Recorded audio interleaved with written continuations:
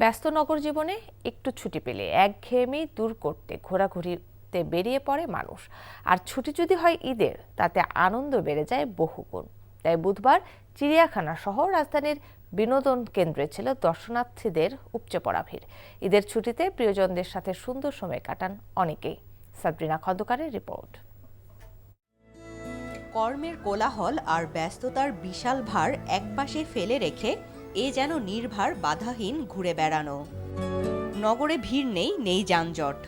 তাই ঈদের ছুটিতে প্রিয়জনের সাথে বিশেষ মুহূর্ত কাটাতে কেই বা লোভ সামলাতে পারে এই যান্ত্রিক নগরে।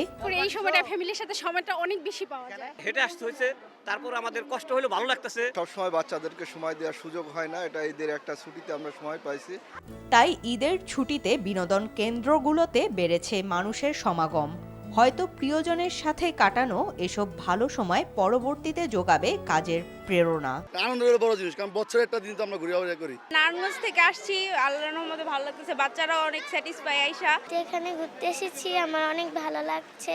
ঈদের ছুটিতে মিরপুরের জাতীয় চিড়িয়াখানা যেন লোকে লোকারণ্য।